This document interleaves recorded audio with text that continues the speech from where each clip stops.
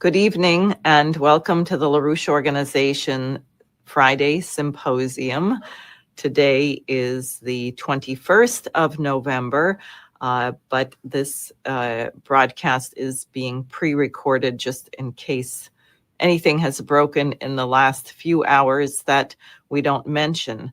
I have joining me shortly Paul Gallagher of the editorial team of Executive Intelligence Review, an economist, a longtime associate of Lyndon LaRouche, and we're going to be talking about a very urgent mobilization to get the United States to move toward LaRouche's 4 laws, starting with the reinstatement of the Glass-Steagall Act.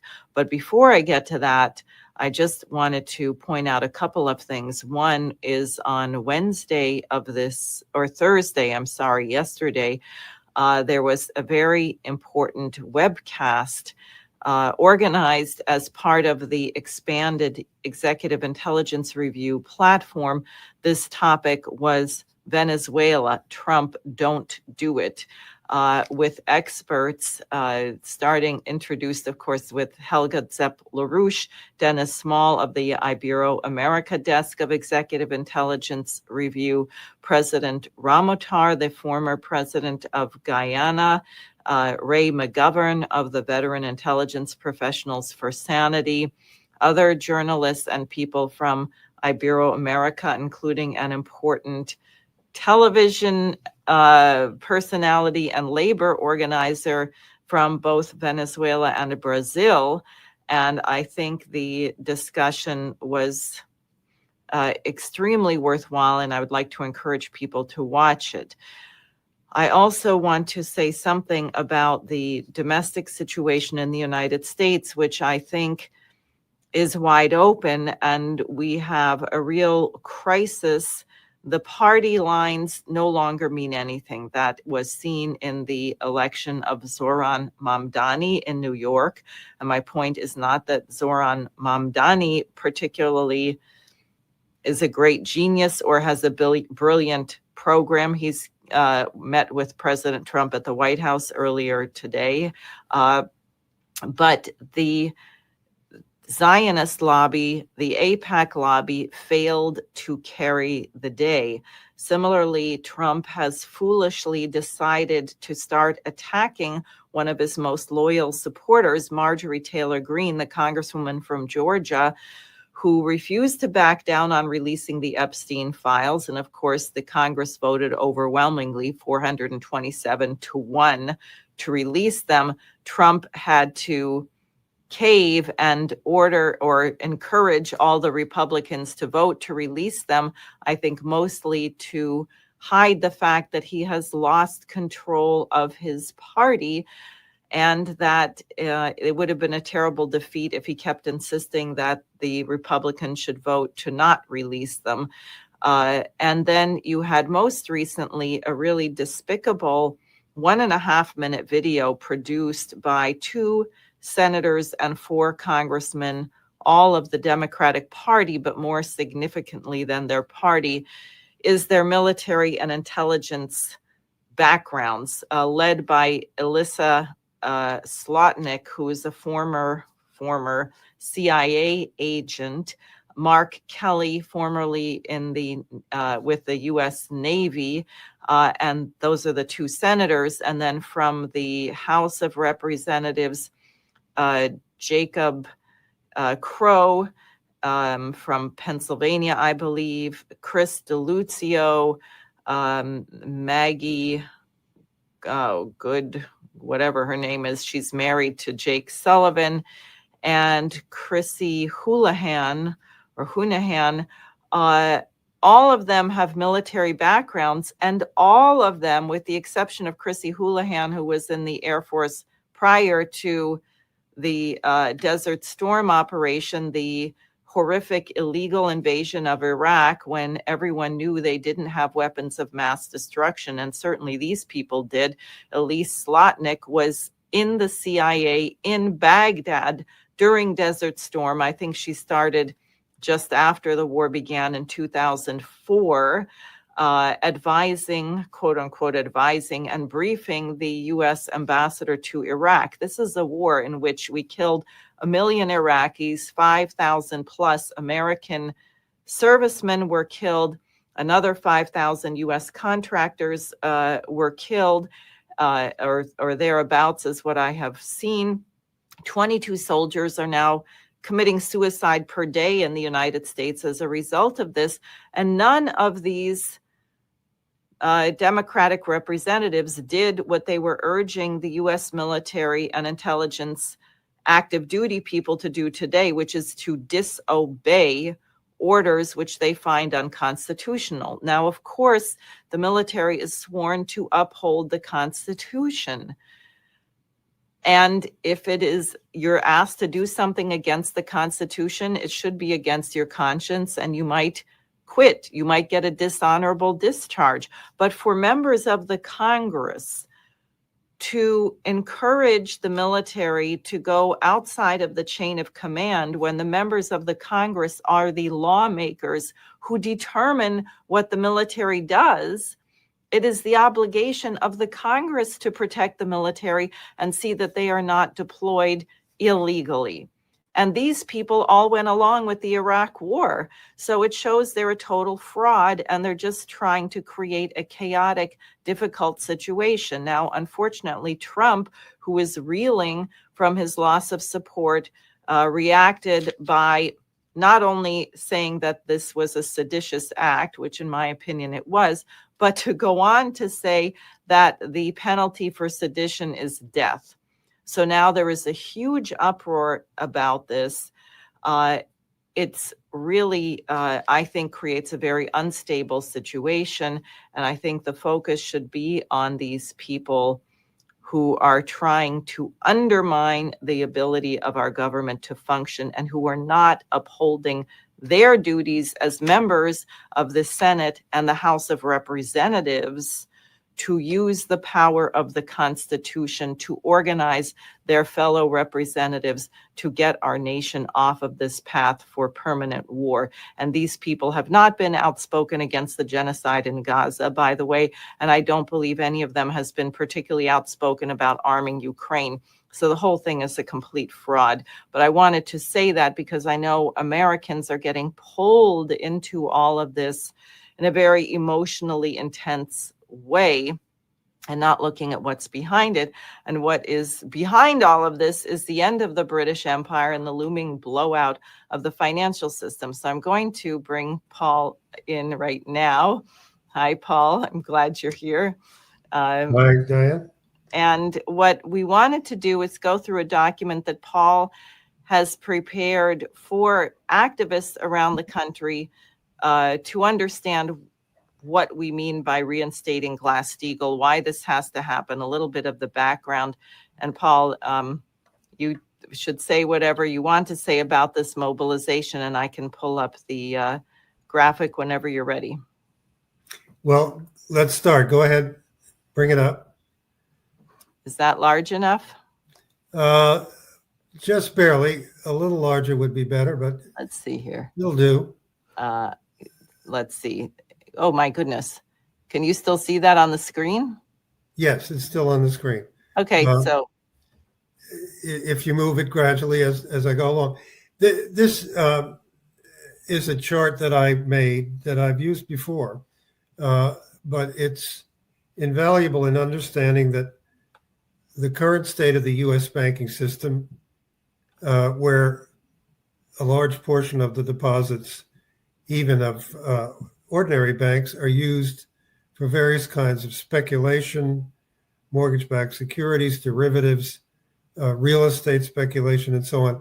That, rather than lending, that is not the way things have been for a very long time at all. If you move this up a little bit, Diane, it will show that this is a phenomenon of the abolition of Glass-Steagall, in the repeal of it in 1999, followed by the crash in 2007 and 2008, that until that time, the ratio of loans to deposits in the U.S. banking system as a whole was essentially 100%. But after that time, in those 2 decade and a half periods chosen there above, December 2016, December 2021, the loan to deposit ratio of the banking system as a whole fell in 2 plunges to about 60%. That is, 40% of the deposits were being used to back speculation and not being loaned to anybody for anything, even leaving aside whether any of these loans were productive or not, simply weren't being loaned. Now, this is for the banking system as a whole. For the 6 biggest so-called Wall Street banks, although a number of them have moved off Wall Street, but for the 6 biggest banks, this ratio has dropped from about 85%, that is loans to deposits, down to 40%, roughly, Wow. loans to deposits now. Could you I want to stop you for a second because I want you to repeat what you said about what that money is being used for, because someone might say, well, isn't it good that they're not lending that much money because that means the banks are more solvent. So please explain again why this is not good.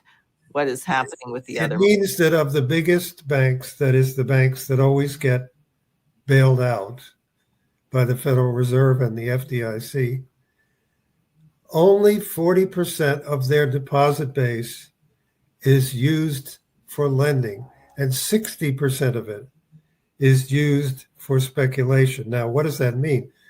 Typically, each of the biggest 6 banks have several thousand divisions within the bank, many of which are completely unobserved, unregulated, special purpose vehicles and similar securities vehicles to which the bank is allocating money for speculation and money for investment in derivatives bets on those divisions, on those trading desks, and so forth.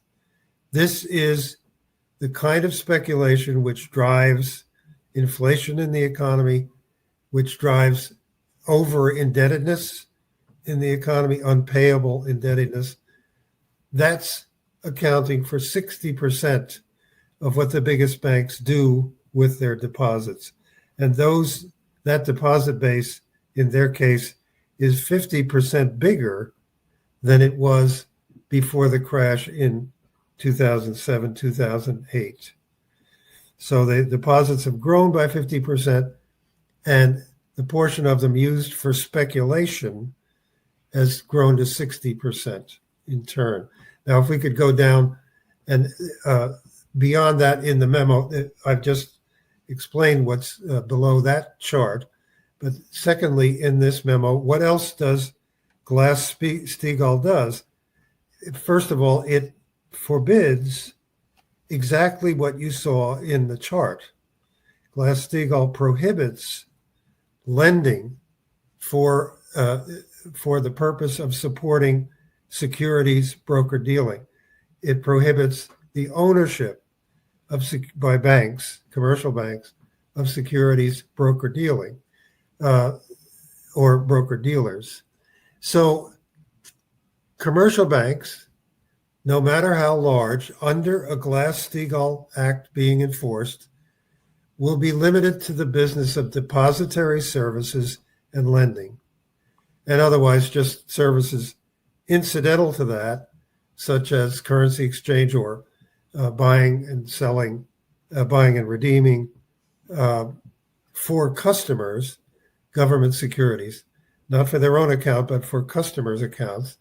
They'll be prohibited from owning or lending to funds for the purpose of securities broker dealing, and from dealing in the markets for financial derivatives contracts.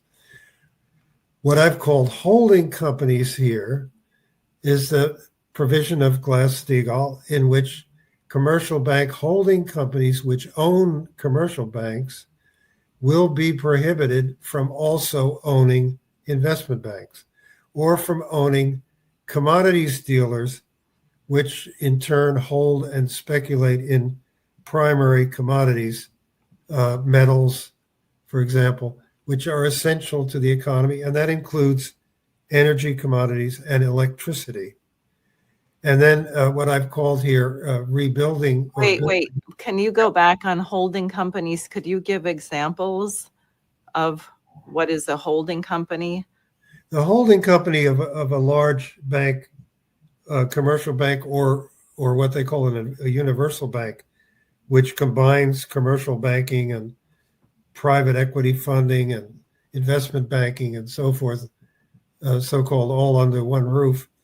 The holding company is essentially the holder of the stock, the capital base of each of those companies, each of those banks or non-banks, as the case may be, banks or funds. Their shares, their capital shares are held by a common holding company, which is known to the public as JP Morgan Chase Bank, for example, which owns not only many divisions, but owns a number of investment banks, owns quite a number of different funds, probably in the order of several hundred hedge funds.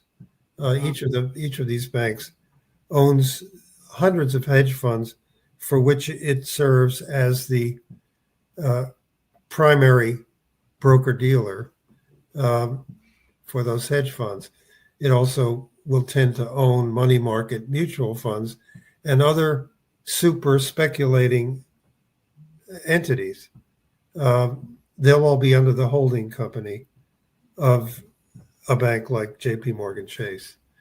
Is Goldman Sachs a holding company now? What is that? It is now, because Goldman Sachs, which is in fact nothing but an investment bank, was allowed during the 2008 crash, when it was being bailed out, it was allowed to purchase some small commercial banks, which enabled it to be bailed out, because it was still on the books that the FDIC and Federal Reserve could not bail out a pure investment bank.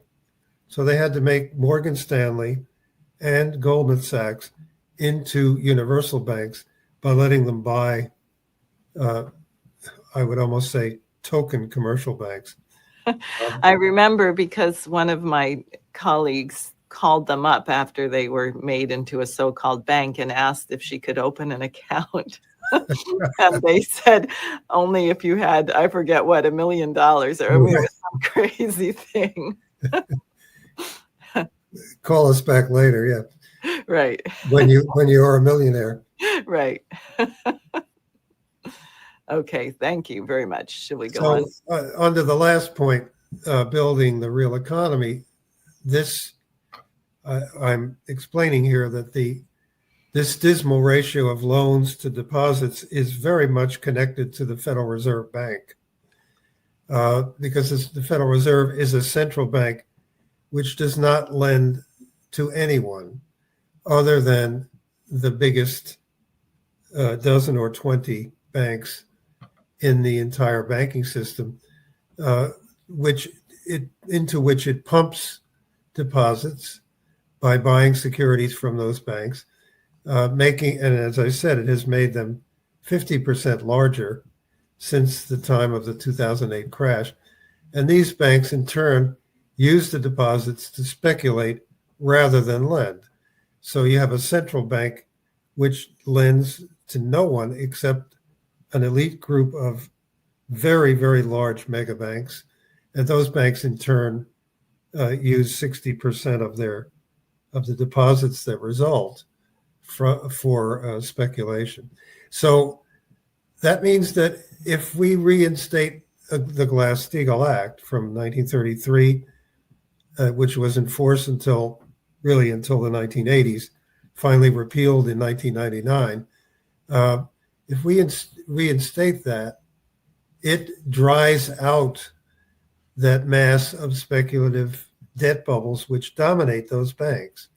And it sets the stage for a real economic recovery in the U.S. economy. The economy needs credit. It needs credit for infrastructure. It needs credit for industrialization. You can look at the frenzied efforts that the Trump administration is making to get other countries to somehow invest and reindustrialize the United States under trade agreements. Most of these are promises which are very unlikely to be fulfilled. But what we actually need is not investments from abroad, but a national lending bank, a national bank resulting from the nationalization of the Federal Reserve and the change of its charter to make it into a lending bank for industry and infrastructure, and also allow it to participate internationally in projects in developing countries in particular. So that's a Hamiltonian bank, Hamiltonian National Bank. It's capable of lending trillions in the United States case productively and created by nationalizing the Federal Reserve. So that brings it back, I think, to the fundamental problem which we see in the fact that our banks speculate more than they lend. Right. There's no more to that. Okay. Let me come back here. Okay. Good. So why is this worth talking about at this time? I think we see already this is really alarming that the 6 biggest banks have 60% of their money sloshing around in speculative ventures. But maybe you could say something about what's happening with the real U.S. economy and the world economy. Well, I think, in the United States, Americans have an economy which about half of them can't afford. In Europe, it's even worse than that in Germany in particular, because it also has formally a leading economy, which its citizens can no longer afford. The United States has definitely moved far in that direction already.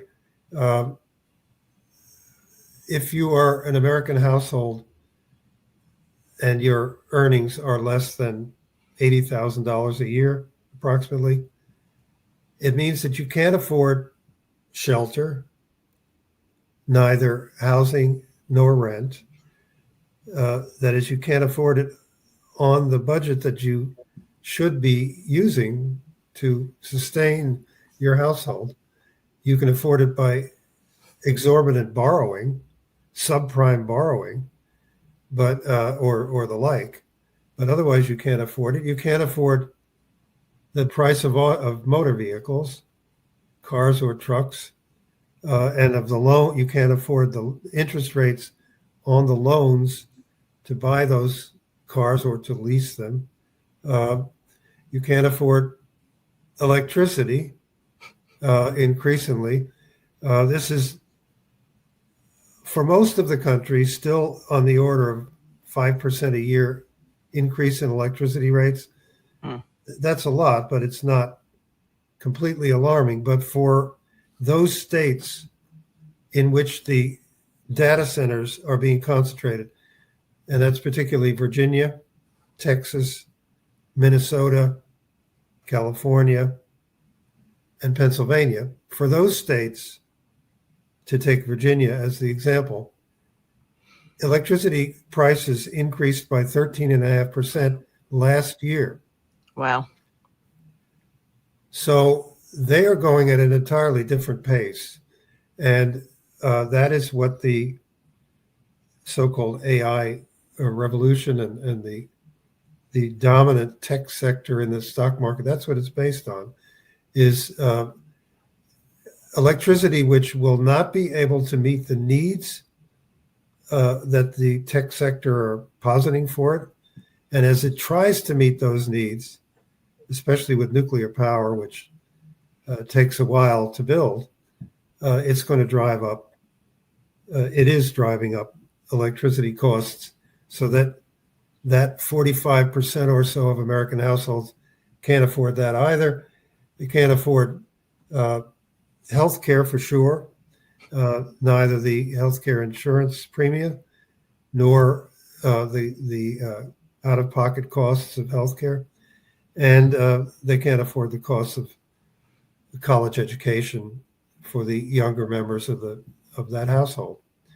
And that's only naming the sorest of the sore thumbs in terms of an economy which half of Americans can't afford, while a certain upper level of income smile at these prices and buy everything up.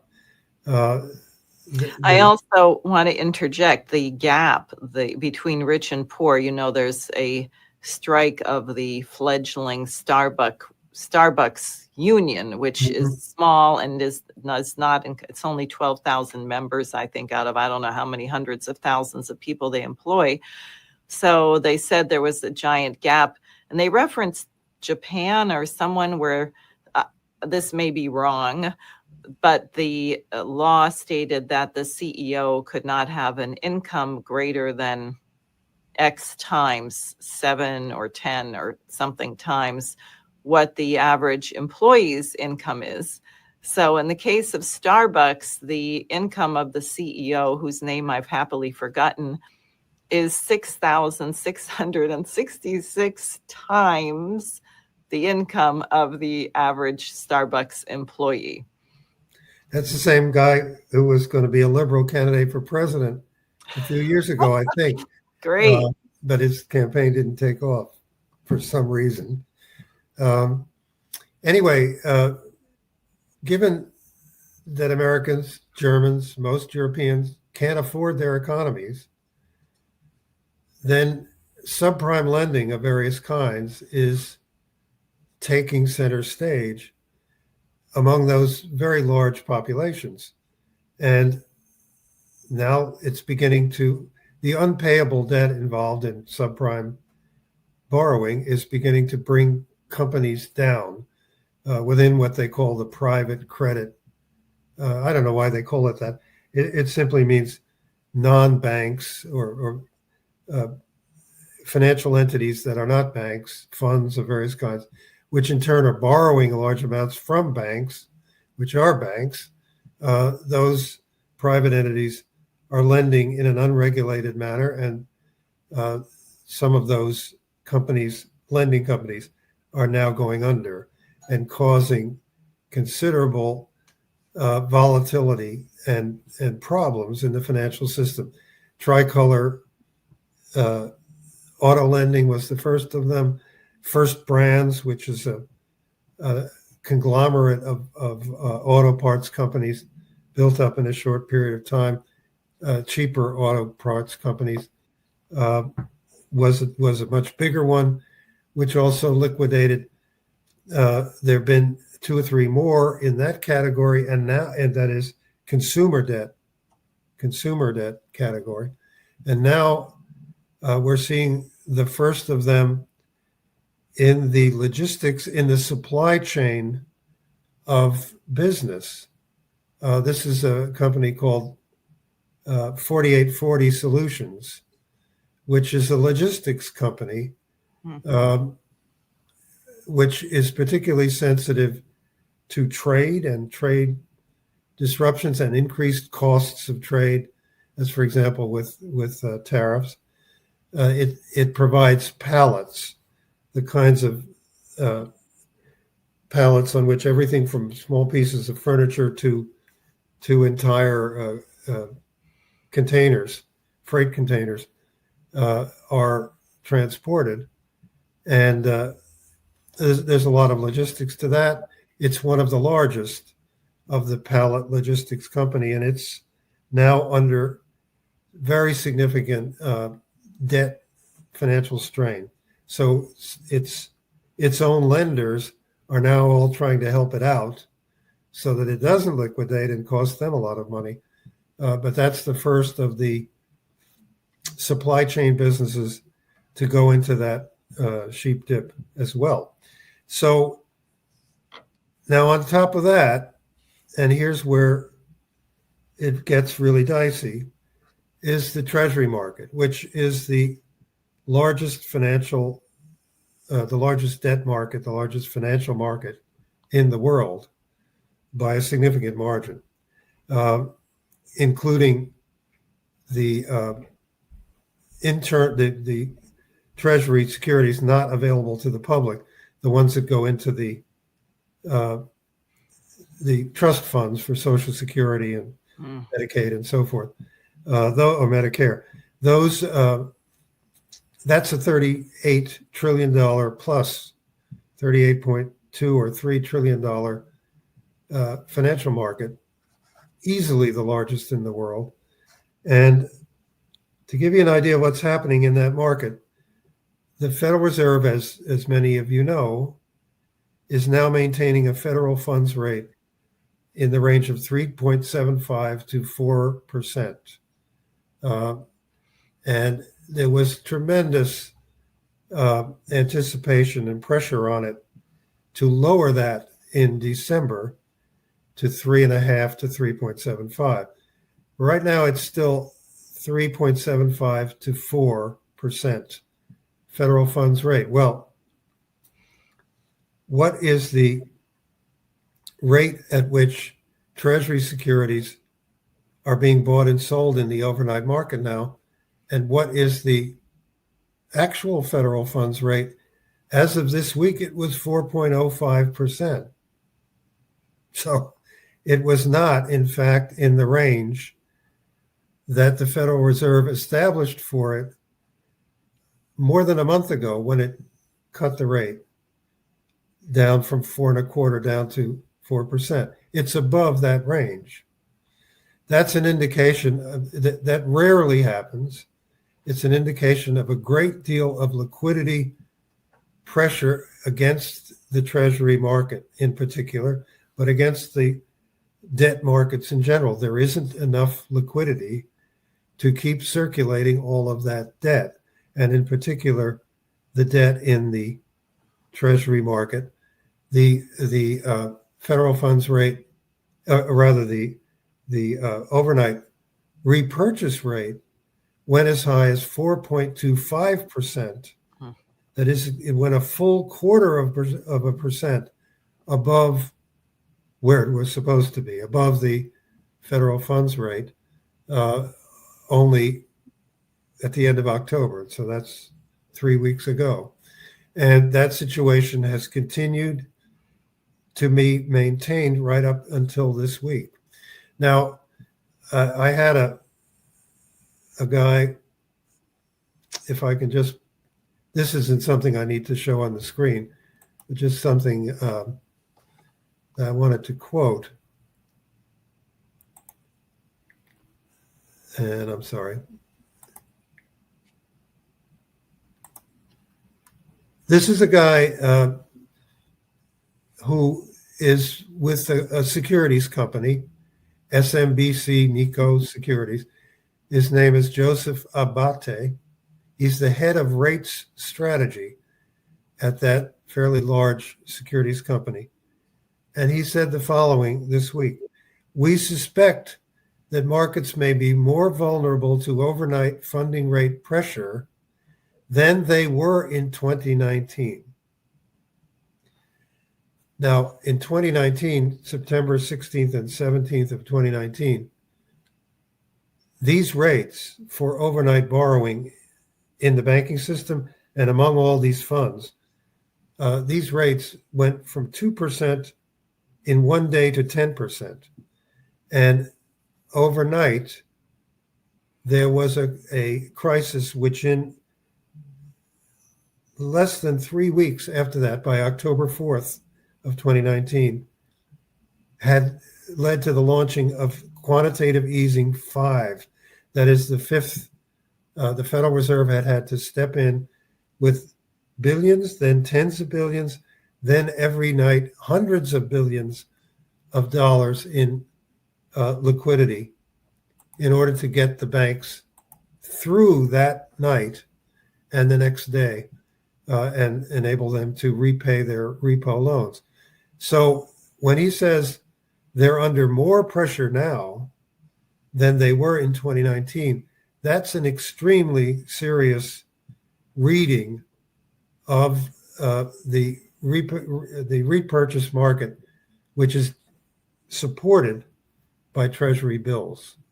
And this has been in part caused by the fact that the Trump administration, inheriting a huge and very, very rapidly growing federal debt, growing by $2 trillion every year in net debt, the Trump administration has been desperately pressuring the Federal Reserve Board of Governors and the FOMC to lower interest rates quickly. As part of that pressure, they had switched over to issuing new debt overwhelmingly in the form of Treasury bills. That is the shortest term, 30-day, 60-day, 90-day Treasury bills, issuing at one time in one quarter $565 billion worth of Treasury bills. And the proportion of and Treasury securities go up to 10 years, 30 years, 20-year securities, 5 years, 2 years. These are absolutely the shortest duration. And they now account for 26% of the total Treasury issuance. That's only Now, who buys those? Who buys them? Primarily, again, speculators who are speculating in quick moves among very short-term interest rates, and in particular all of these hedge funds which are participating in the basis trade, as it's called, in which they're betting on the difference between the current rate right now of short-term Treasury securities they might buy and the futures of short-term securities they might buy in 90 days or 180 days. And they use these Treasury bills as security, as collateral for all the derivatives bets that they're making. So you have a Treasury market that's devolving, it's being deranged into a highly volatile, highly speculative market, which it now appears does not have enough liquidity to keep going smoothly. And now that it looks like the Federal Reserve may not lower interest rates in December, the pressure is becoming excruciating on the liquidity within the Treasury market, and that affects the liquidity within the broader lending markets, including all these debt lending to people who can't afford to repay the loans. It should remind you of when housing got completely out of control and out of the range of what Americans could afford in the first 6-7 years of this century. And so subprime lenders and securitizers of subprime loans took over to try to make those American households think that they could afford those houses. And the result was a crash. Something very much like that is happening right now. We don't know if we're in 2004 or 5 or 2006, how close we are, but it's this unaffordability, this proliferation of debt which households and businesses cannot in fact repay, ever, have no hope of repaying really. That's what is leading to this extreme pressure of not just volatility, but the lack of liquidity in the market, and in the biggest market in the world, it's showing itself in the most dangerous form. I guess the 50-year mortgage plan is part of this. Yeah, That's Trump's plan to lower the price of, he's not going to lower the price of housing. He's just going to stretch it out so the bank gets more money and the person gets less house while right. they're alive. Person eventually pays more for the mortgage, but doesn't pay it off. Right, exactly. Which is the way things were in the 1920s, when people had unpayable mortgages that they could pay as they went all along for as long as 10 years. But then they came to a balloon payment at the end, which involved the majority of the principal. They absolutely couldn't make that payment, and so they'd lose in most cases, their farmhouse and their farm. So that's why we've got to, now, this immediately then demands, I think, two things really simultaneously. One is that Glass-Steagall be reinstated. And again, in the major European economies, this situation of debt and affordability is worse. It's significantly worse than it is here. So when we discuss here, we're discussing global in a sense. That the first thing to do is to reinstate Glass-Steagall so that the banks have a decent period, say it's 6 months, for all of these thousands of, or in the regional bank case, hundreds of little speculative divisions that they have to sell them off. They have to get rid of them one way or another. Mm-hmm. And in the process, because they are not allowed under Glass-Steagall to hold or lend to speculative funds of that kind. So in the process, most of those speculative entities will probably go bankrupt, and they will have been barred from being bailed out by federal agencies, by taxpayer funds in any way, by the FDIC, Federal Reserve, or any other agency. So they will probably go bankrupt, and that will dry out speculative markets to a significant degree. Now, if that's all we do, then we have a recession. Mm-hmm. We're going to have that anyway, but we have perhaps a deeper recession if that's all we do. But it isn't all we do.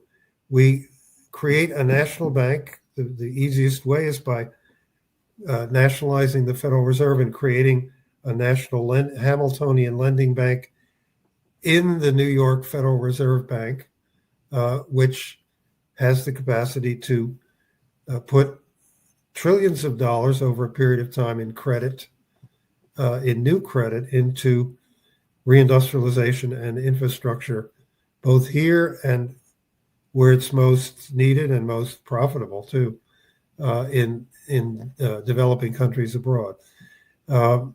So we do both of those things, and we replace the unpayable debt that's dried out and lost with eminently repayable credit, because the productivity involved in the projects and in the reindustrialization makes those debts of that credit more than payable. So that's what I think we need to do. We must do it. We don't, as I say, we don't know how long this economy is going to limp along, but as the problems in unpayable debt for the household and business in the country become worse, the certainty of a crash also becomes, or the likelihood of a crash also becomes more certain, for the absolute lack of support for all of that speculative debt. All right. Now, what do you say to those people who say, well, you can't do that because that will bring down my stock value and all these other things? Well, it will, but you have time to you have time to change what your 401k is invested in. Yeah, the Glass-Steagall Act is going to typically give the big banks 6 months, perhaps a year, but more likely 6 months, in order to separate themselves from all of these speculative entities, which a lot of which will then be going under. So you have time, get out of them. And also, I mean, as you say, this is, if it's simultaneous with the national bank that is issuing credit for things that are actually productive and will increase the productive power of the workforce and the productivity overall, then you could see that also, I think an effect would be the purchasing power of your income would increase so that you would have a more stable and reasonable standard of living. Would it not? It would. And while that was happening, there also would undoubtedly be governments, federal government support, and also state government support for the financial arrangements through which people are getting pensions, or in this case, nowadays, much more getting 401ks and related retirement accounts. Those would have to be supported, and they would be supported. So. Well, I think this, part of the challenge I think we have is to get people to separate their thinking about economy from their thinking about money or markets and physics instead. Lyndon LaRouche used to say, money is an idiot, money is an idiot. And that's tough nowadays. People are so removed from the process of production. I had a conversation with someone the other day who told me he loved President Trump's tariff policies because the tariff policies were what was making it possible for him to not pay taxes on his overtime pay, and that this was going to give everyone $2,000. And I said, but what if all the farmers go under? What if there are no more farmers after this? And that it was a disconnect. It had not even occurred to him that there was a relationship between this kind of policy and what happens with whether we have food or whether we can fix the bridges or whether the food can actually get to the grocery store or whether you have electricity there for refrigeration. It's the difference between money and credit. If people can count their money, if they want, if they will, and obviously everyone does at some time. But credit is something different. Credit is is actually a future. It's the representation of a future higher productivity and greater production, real production, in anything from a household to a business to the economy as a whole. Credit is always extended in order to create a future situation in which it can be easily repaid.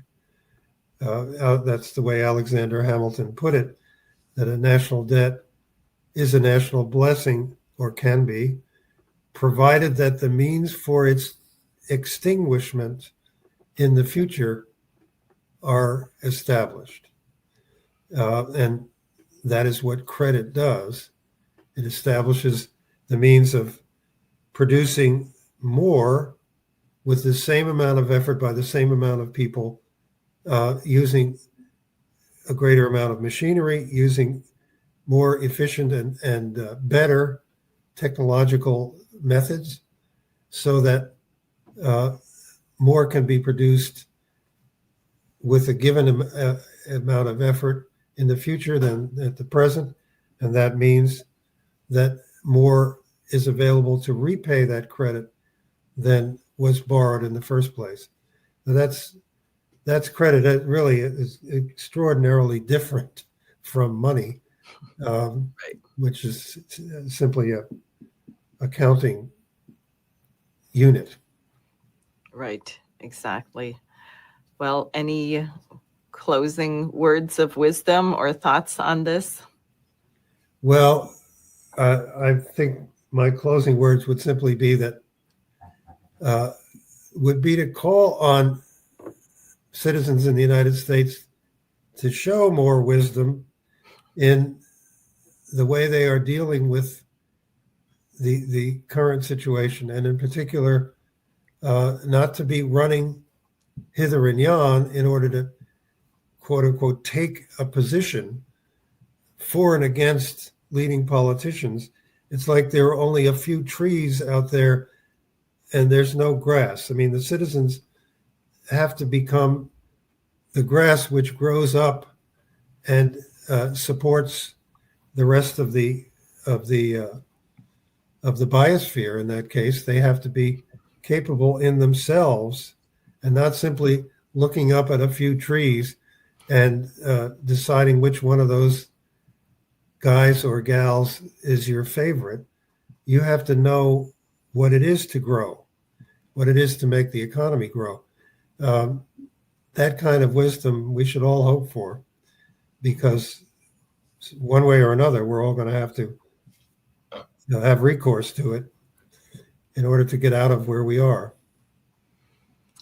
I think that's very well said and really excellent advice. And that is part of why we want to start this mobilization, so that you yourself, the citizen, can go and talk to your city council members and your state legislators and your trade union friends and your Rotary clubs and tell people the truth about the catastrophe that is looming and how it could be solved. And we would find ourselves doing very much better on the other side of it, not to mention also creating a future for younger generations where they would be capable of owning a house, raising a family, paying for education, and having an education which would be sane as opposed to what passes for education today. So, Paul, I want to thank you very much for joining me, and I'm sure we'll be in touch a lot more. Yes, hopefully this mobilization will get going, and we will. Great. Thank you.